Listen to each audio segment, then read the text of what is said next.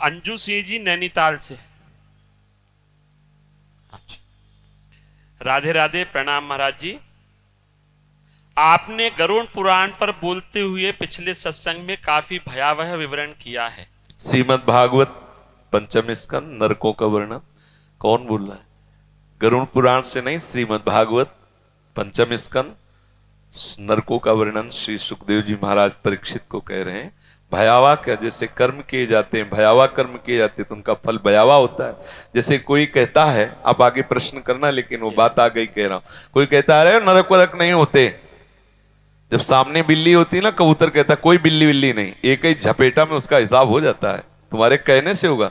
अरे बोले कोई पुलिस वुलिस नहीं, करो मन माने। जब पकड़ जाते हैं ना, तो जैसे यहाँ नरकों का वर्णन है ना, ऐसे वहां वर्णन है। हम एक मिले थे गंगा किनारे, तो बड़े लंज पुंज तब वो बता रहे थे कि किसी गैंग में थे, पकड़ गए, अंगुलियां सब चकनाचूर थी। वो बता रहे थे यहाँ लोहे की कीलें गाड़ी जाती, बर्फ की सिल्ली में लिटा के, और जैसे कपड़ा कूटा जाता है ऐसे कूटा जाता है। टट्टी पेशाब सब उसी कमरे में छूट रही है, सड़ रहे हैं, मक्खियां मच्छर सब काट रहे हैं। अरे बोले सब झूठी बात, तो करके देख लो। बोले यहां नहीं नरक, वहां नहीं नरक, कोई ये सब केवल गप्पे बता रहे हैं। बाबा जी को क्या है, तो लोग में भय फैला रहे हैं। आप करके देख लो। यहां बोले भगवान अगर दंड देना है तो समाज में दंड दें। जानते हो चोर की जब पिटाई होती है ना, तो बंद कमरे में होती है। चाहिए कि समाज में करना चाहिए जिससे शिक्षा हो, लेकिन सिद्धांत है। आप देखो किसी मुजरिम को ले जाते हैं तो कैसे पीटते हैं, सब बंद करके एकांत में भी कस के धुलाई करते, एक एक बात पूछ लेते। ऐसे ही जिससे जैसे हम तिहाड़ जेल नहीं, ऐसे नरक है।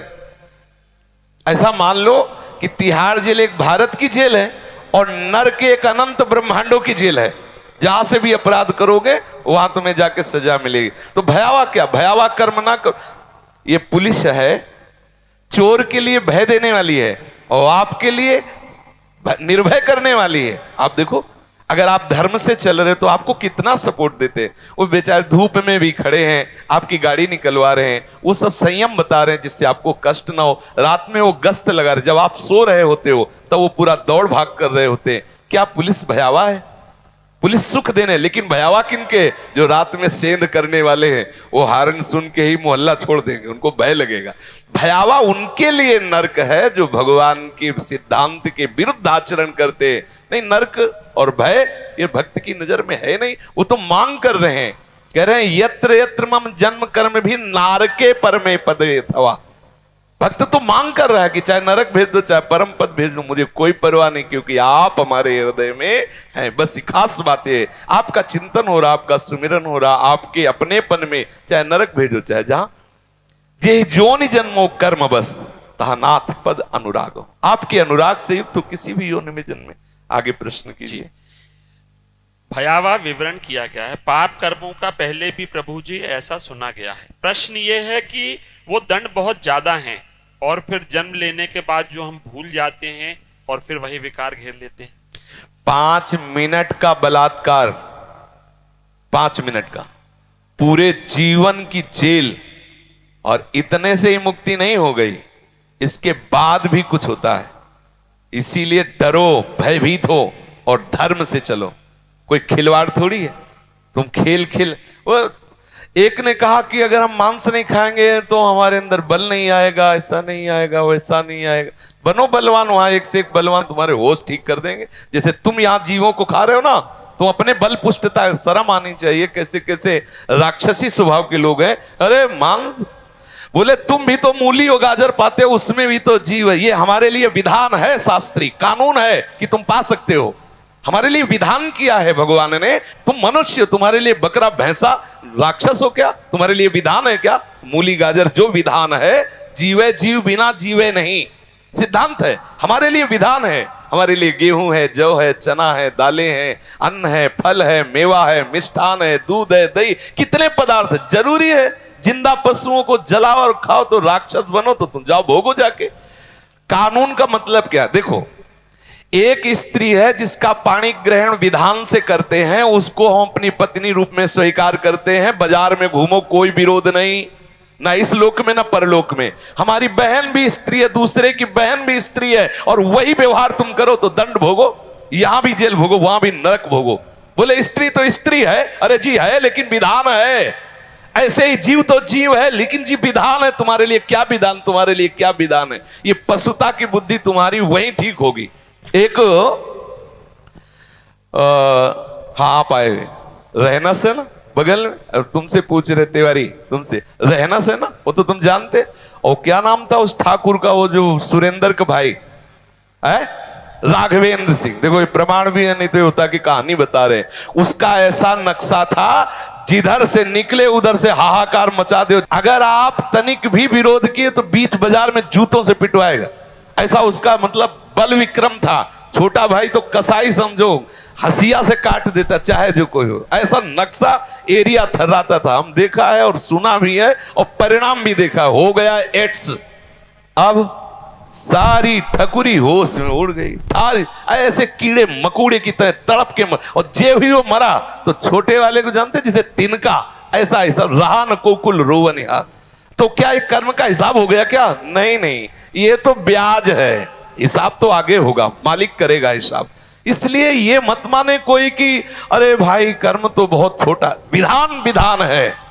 हाँ एक उपाय है, यदि आपने अभी तक गलतियां की और आपको भय लग रहा है, बचना चाहते हो, तो जैसे मुकदमा में साबित हो गया कि तुम सजा के योग्य हो, फांसी की सजा दी गई, तो आप एक उपाय है, राष्ट्रपति से अपील करो, वो माफ कर सकता है। तो भगवान हमारे राष्ट्रपति हैं, राष्ट्रपिता हैं। हम बच्चे, हमसे गलती हो गई, हम अपील करें, अब लो नशानी अब ना सही हो, तो कह रहे हम त्वाम सर्व पापेभ्यो मोक्षयिष्यामि मा शुचा। जा, मैं तुझे सारे पापों से मुक्त कर देता हूं। वो नरक कभी नहीं जाएगा, महापापी रहा है लेकिन भगवान धाम जाएगा, क्योंकि प्रभु ने उसे माफ कर। एक उपाय है, हरि की शरण में आ जाओ, प्रभु का नाम जप करो, सब पाप नष्ट हो जाओ। मनमानी आचरण करो तो भोगो जा करके। अब आप कह दो इतने का इतना दंड, तो ये तो विधान है, डरो इस विधान से। अब कलयुग का प्रभाव बढ़ता जा रहा है, बोलेगा शास्त्र वास्त्र कुछ तुम्हारे कहने से होगा। अभी कुछ ही दिनों के पहले की बात है, यहां बैठ के ऐसे तर्क करते थे, हम मुस्कुरा देते थे। देखो अभी आप खड़े हो, हमें मां बहनों की गालियां दो तो हम हाथ जोड़ेंगे, अंदर से सोचेंगे प्रभु हमारे धैर्य की परीक्षा दे रहे, मुस्कुरा देंगे। और आपको लगेगा मैं बाबा को दबा के चला गया। दुखिया को न सताइए, दुखिया देगा रोए, और जिस दिन दुखिया के मुखिया सुने तो तेरी गति क्या हो।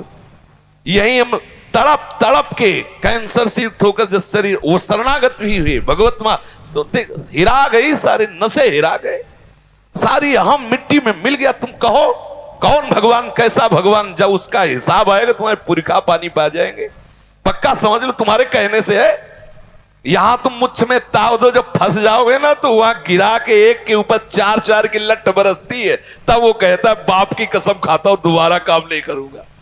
अभी तुम बोल लो जितना मना है बोल लो, यहां तो बख्श जाओगे किसी तरह, क्योंकि हृदय वाले हैं। नरक में हृदयहीन है, वहां तो एक राई पाई के हिसाब में अंतर नहीं। अगर यह है कि इतना दंड देना है तो तुम्हारी पुकार नहीं सुनी जाए, यहां तो कम से कम इतना है, पानी पिला दो यार, थोड़ा तो रुक जाओ, वहां नहीं। इसलिए डरो इस बात से कि कहीं हमसे, हरिवंश महाप्रभु कहते हैं यही डर ही डर अपि हरिवंश, डरो जैसी हरिवंश नरक गति दुर्भर, यम द्वारे कटियत नक्शी के। बहुत ही दुर्गति होती है, एक एक पाई पाई का हिसाब होता है, सावधान रहो।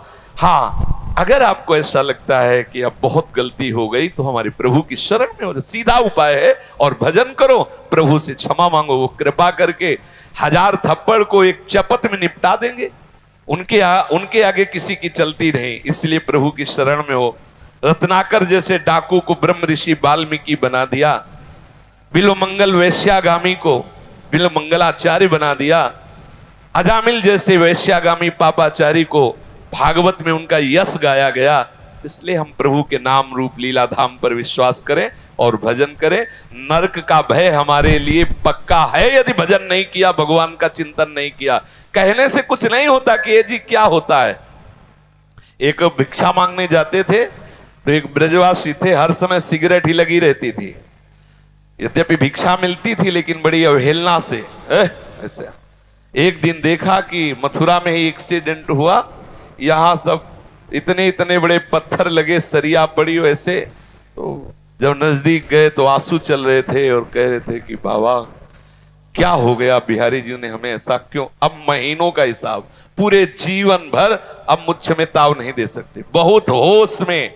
ये मत सोचो कोई देख नहीं रहा। आज तुम बुरा कर रहे हो तो तुम्हारे पुण्य खर्चा हो रहे। जिस दिन तुम्हारे पुण्य खत्म हुए, अभी का पाप और पीछे का पाप मिलेगा, कोई त्रिभुवन में नहीं जो तुम्हें बचा सके। फिर सब हाय हाय मचता रहता है।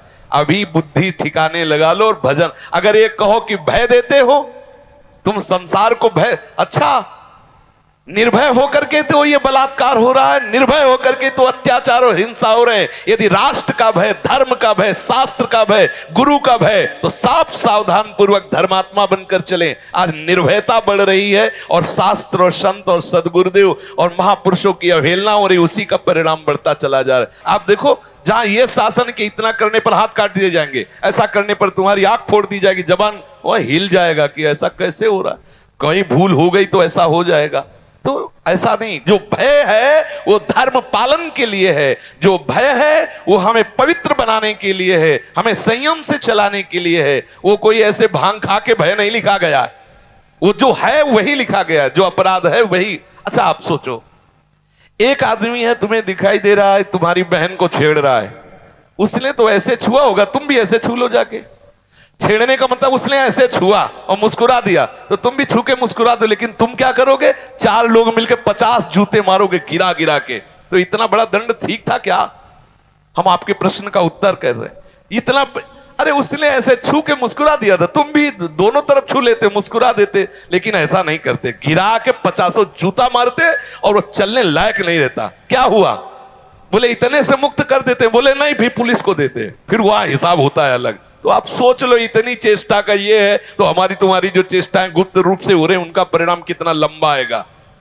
इसमें कोई भी गुंजाइश नहीं है मनमानी। जो चाहे बोलो, चाहे भगवान को गाली दो, चाहे हमें गाली दो, चाहे शास्त्र को गाली दो, जब परिणाम आएगा तो तुम्हारे पुरखा तृप्त हो जाएगी, ये पक्की बात है।